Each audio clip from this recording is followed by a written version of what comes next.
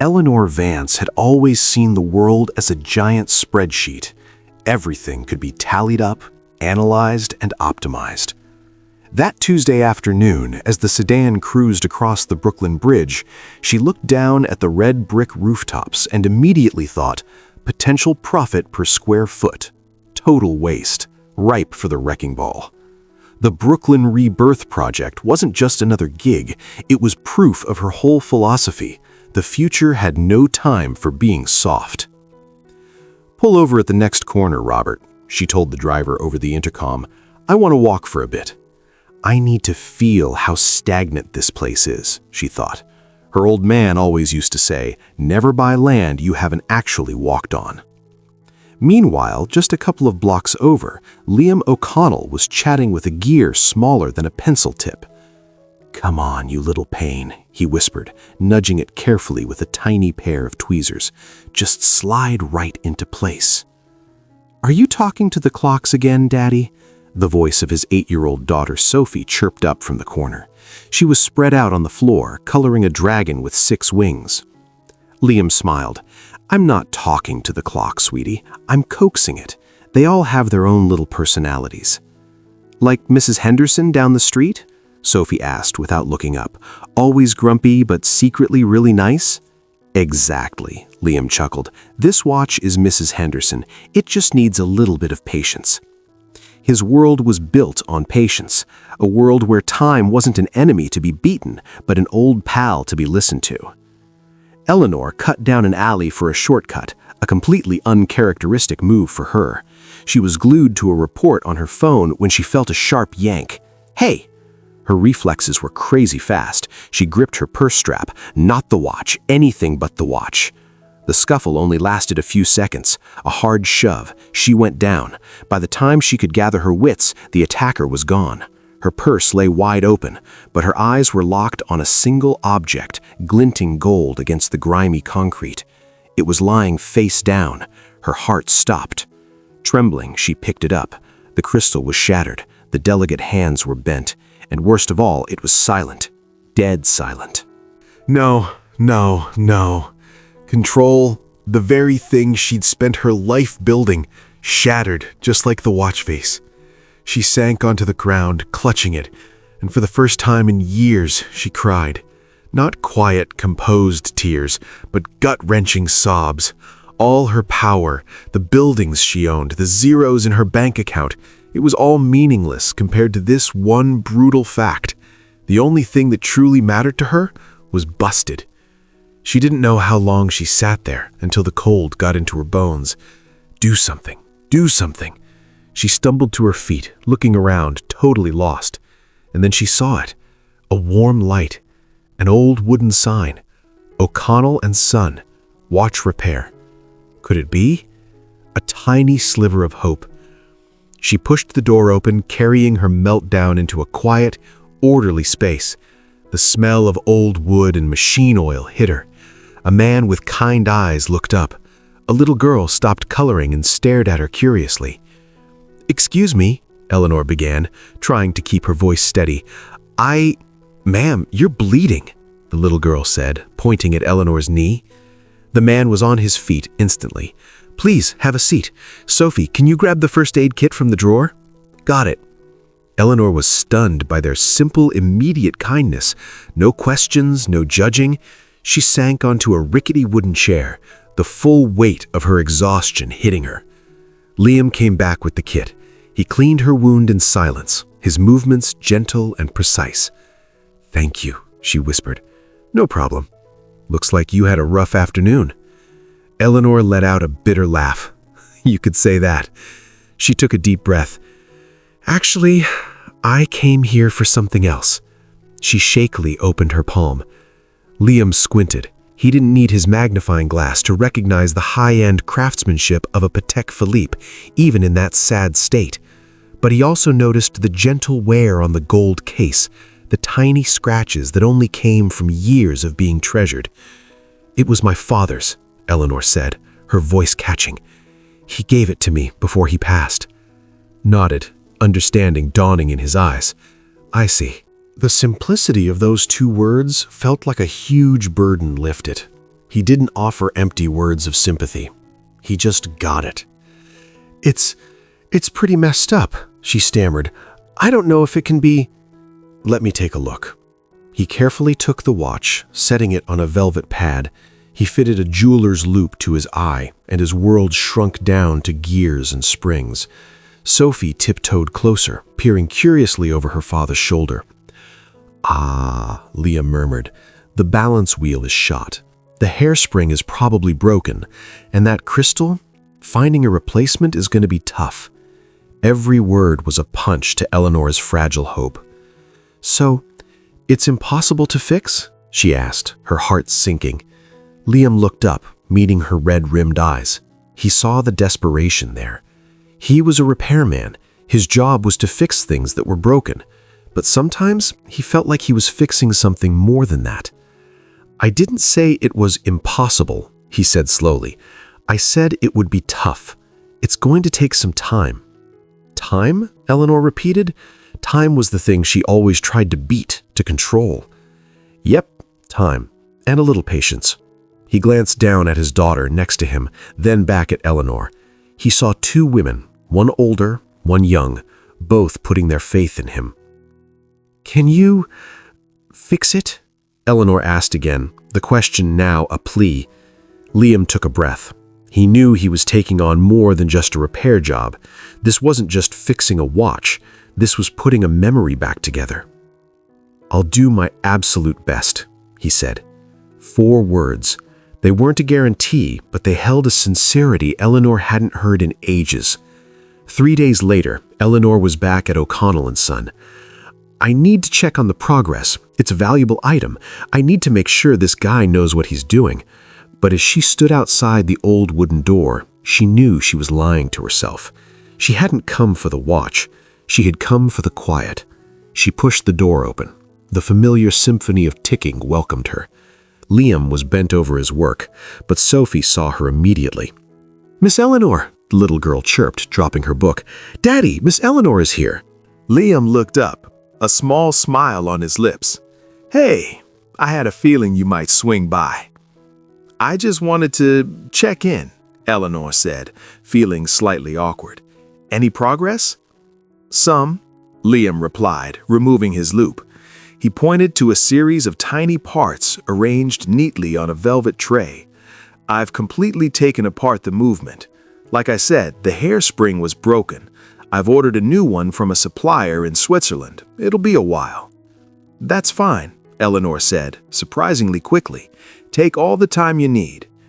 While Liam explained more of the technical stuff, Sophie tugged on Eleanor's hand. Miss Eleanor, come look. This is my grandpa's pocket watch. Daddy is teaching me how to make it work again. The little girl led Eleanor to her own small workbench. On it lay the movement of an old pocket watch, its brass gears gleaming under the lamp. Look, Sophie said, pointing to a large gear. This is the center wheel. It's like the heart. It makes everything else move. Eleanor found herself fascinated.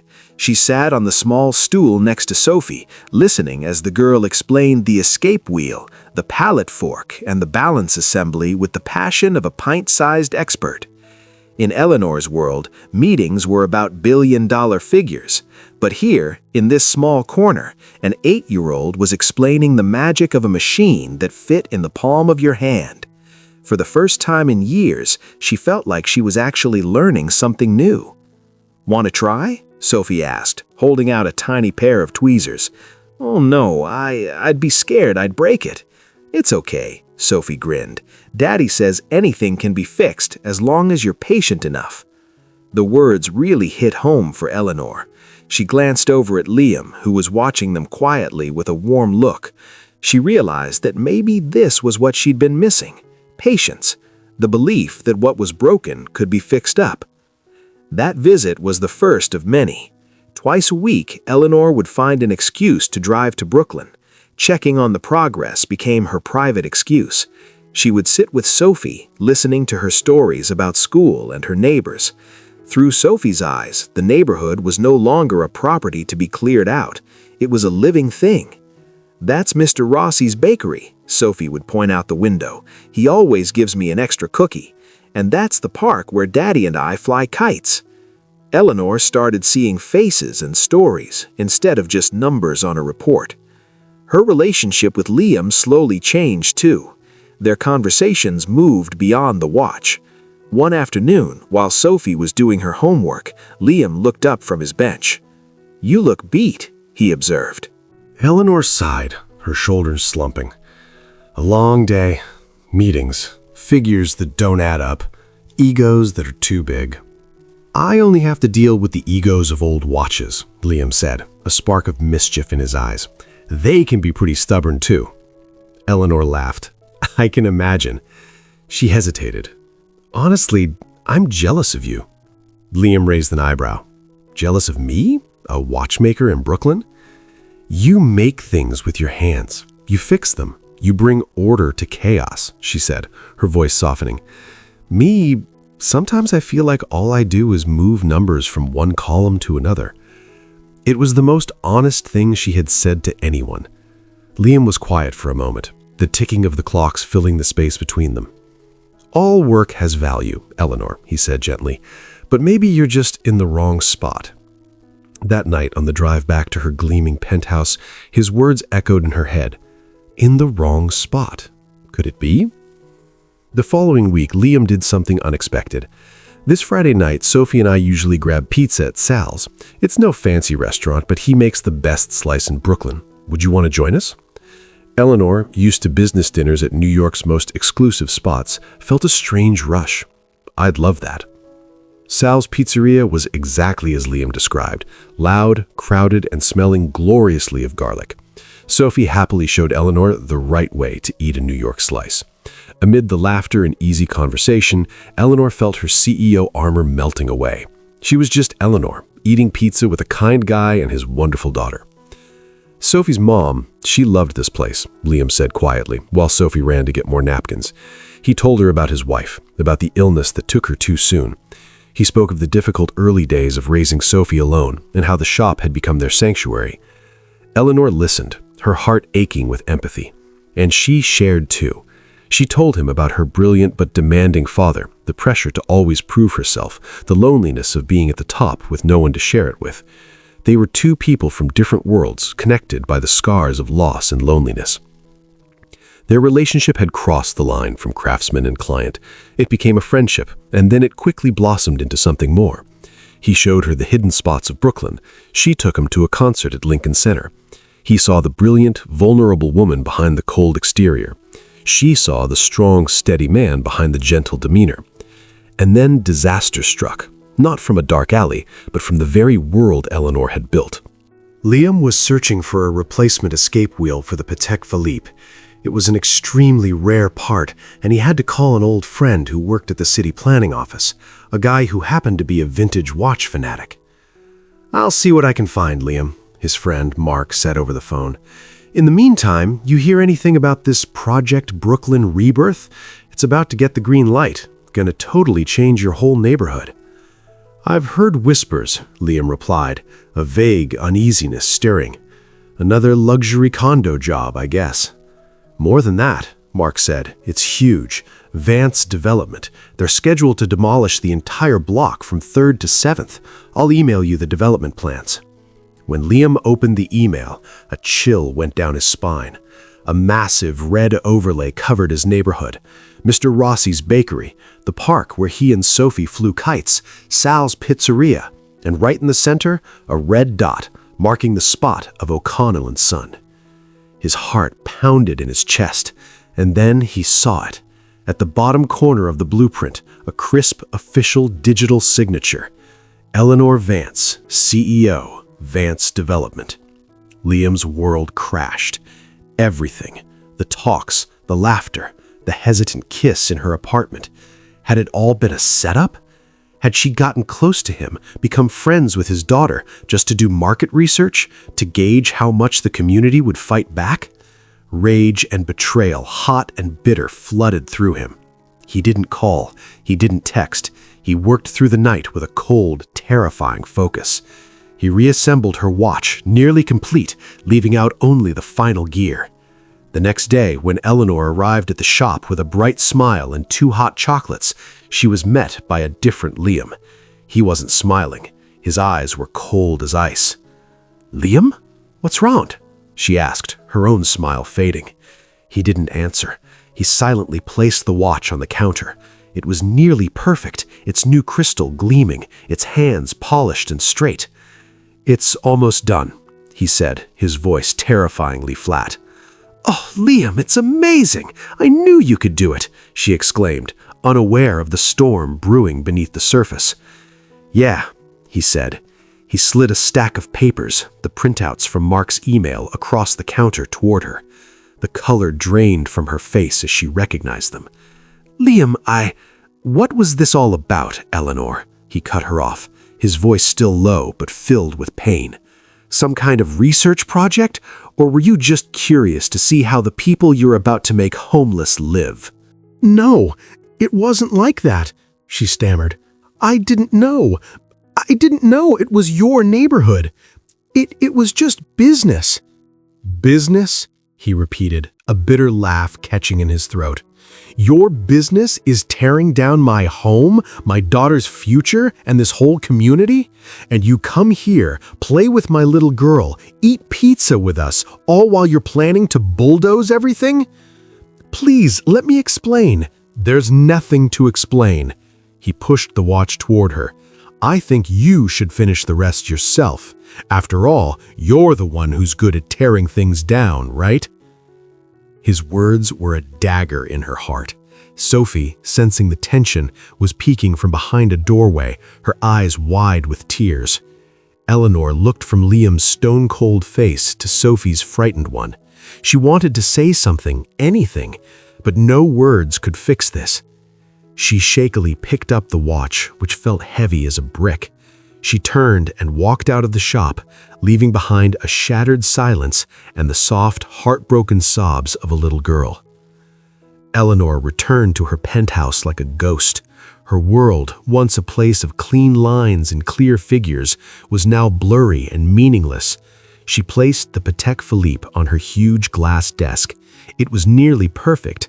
The crystal was clear, the gold case shone, the hands were straight, but it was still silent, a heavy, accusing silence. For the next few days, she moved through her life like a robot. She went to the office, ran meetings, signed documents, but her mind wasn't there. It was trapped in that small Brooklyn shop, in Liam's disappointed eyes and Sophie's tear-streaked face. His words echoed in her head. "You're the one who's good at tearing things down, right?" She had always thought of herself as a builder like her father, but she realized now she was just a wrecker disguised as a creator. Her father had built buildings that gave people homes and jobs. She was preparing to destroy them. The watch on her desk became her conscience. Every time she looked at it, she remembered Liam explaining the delicate balance required for a movement to work. "Every part has to work together perfectly," he said. "If even one gear is out of place, the whole system collapses." Her life, the entire system she had so carefully built, was collapsing. She was the gear out of place. One evening, she sat alone in her darkened office, lit only by the city lights from the massive window. She remembered her father's words, not a business lesson, but a rare memory of gentleness. She'd been 12 and had broken a model ship he'd spent months building. She had sobbed, sure he would be furious. But he had just knelt beside her, quietly gathering the pieces. "It's okay, Ellie," he'd said. "What matters isn't that it's broken, but whether we're willing to put it back together. Whether we're willing to put it back together." A decision began to form in her mind, as clear and strong as a church bell. It was crazy. It could wreck her career. It went against everything Vance Development stood for. But for the first time in a long time, it felt right. The next morning, she called an emergency board meeting. A hush fell as she entered the boardroom. Everyone expected her to announce the groundbreaking for the Brooklyn project. "Ladies and gentlemen," she began, her voice calm and firm, "I have reconsidered the Brooklyn Rebirth project, and I have decided to scrap it." A stunned silence filled the room, followed by a wave of angry murmurs. "Scrap it? An older board member, Mr. Sterling, boomed. "Eleanor, do you have any idea how much money we've sunk into this? The investors will kill us." "I'm aware," Eleanor replied, her gaze steady, "and I have an alternative plan." She laid out an entirely new plan, not demolition, but restoration, a plan to save the historic buildings, upgrade the infrastructure, build affordable housing mixed with commercial spaces, and set up a fund to support the local small businesses. She didn't talk about profit margins. She talked about legacy, about community, about building something with a heart. "This is dangerous sentimentality," Sterling growled. "This is not how Vance Development operates. Your father would never—" "My father taught me that the real value of a building isn't in how tall it is, but in the lives lived inside it," Eleanor cut in, her voice sharp, "and we've lost sight of that.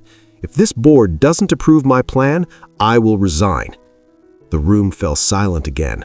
Her threat wasn't an empty promise. They saw it in her eyes.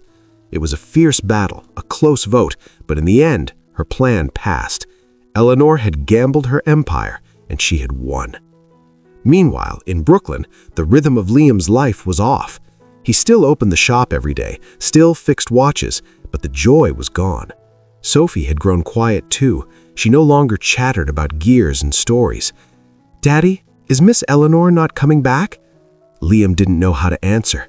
His anger had faded, leaving only a dull ache. He missed her. He missed her laugh, her smarts, the vulnerability she tried so hard to hide. He had been too quick to judge. Then the news started spreading. First rumors, then articles. Vance Development scraps billion-dollar Brooklyn project. CEO Eleanor Vance proposes revolutionary community restoration plan. Liam read every word, unbelieving his eyes. She had done it. She had chosen them. She had chosen his neighborhood, Mr. Rossi's bakery, and his little shop over billions in profit. He looked at the Patek Philippe, still sitting on his workbench, silent and incomplete. He saw the irony. He had nearly perfectly repaired her father's legacy, while she was repairing her own mistake in a way that was infinitely grander. He knew what he had to do. He had kept the final gear, a tiny but crucial piece. Without it, the machine would never run again, just like them. Eleanor didn't call Liam. She knew words were useless. She had acted, and now she could only wait. Weeks passed. Her new plans started taking shape. She worked non-stop, meeting with community leaders, listening to the residents she had once seen as statistics. She was rebuilding, not just a neighborhood, but herself. One December evening, as the first snowflakes of the season began to drift past her office window, she felt an irresistible pull. She drove to Brooklyn. The familiar street was now decorated with Christmas lights. She parked across from O'Connell and Son. A warm yellow light spilled out, and she could see Liam's silhouette bent over his work, with Sophie reading a book beside him. She didn't go in. She just stood there in the cold, letting the snow settle of her shoulders. It was an act of humility, a silent apology. She wasn't asking for anything. She just wanted to be near the place where she had found and then lost something precious. Liam looked up, as if pulled by an invisible string. He glanced out the window and saw her. His heart jumped. He looked at his daughter, who had also spotted Eleanor, her face lighting up. He didn't hesitate. He took off his leather apron and walked out the door. He crossed the quiet street, snow crunching under his feet. "Eleanor," he said softly, standing before her. "Liam," she replied, her voice trembling. He placed a finger on her lips. "Don't say anything." He looked deep into her eyes. "I read about it, about everything." "Why?" "Because it was the right thing to do," she whispered. "Because of Sophie. Because of you. Because everyone here deserves better." He was silent for a long moment, just looking at her. Then he pulled a small velvet box from his pocket. He opened it. Inside lay a single, tiny, gleaming gear. "It's still missing one thing," he said. "It needs you, just like I do." Tears streamed from Eleanor's eyes, but this time they were tears of relief and joy. He had forgiven her. He took her hand, his calloused one enveloping hers, and led her across the street, back to the shop. As they entered, Sophie ran out and threw her arms around Eleanor. "I knew you'd come back." "Me too, sweetie," Eleanor whispered, hugging the little girl tight. Liam led her to the workbench. He set the watch down. "Let's finish it," he said. With his gentle guidance, Eleanor carefully used the tweezers to place the final gear into position. There was a soft click, and then a small miracle. The second hand began to move, sweeping smoothly and steadily. The watch was alive. Its ticking joined the symphony of the hundreds of other clocks in the shop. Liam gently wiped a tear from her cheek. "It's perfect," she said. "Yes, it is," he replied, but he wasn't looking at the watch. He was looking at her. And then he kissed her, a kiss that was no longer hesitant, but filled with forgiveness, longing, and the promise of a future. The story didn't end with the signing of a contract or the groundbreaking of a building. It ended with the three of them, a watchmaker, a CEO, and an 8-year-old girl, huddled together in a small Brooklyn shop. Around them, hundreds of timepieces ticked on, no longer as separate sounds, but as a single harmonious symphony.